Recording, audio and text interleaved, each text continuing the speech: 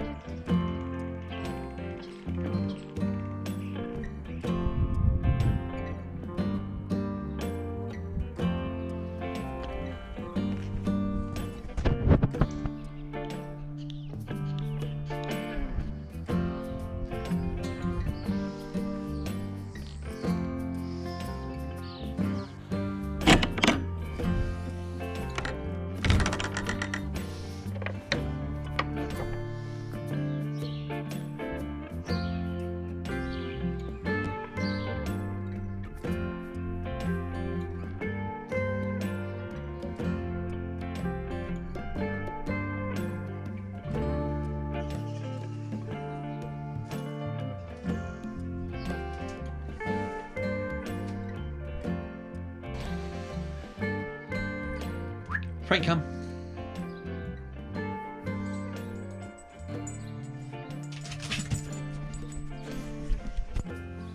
Down.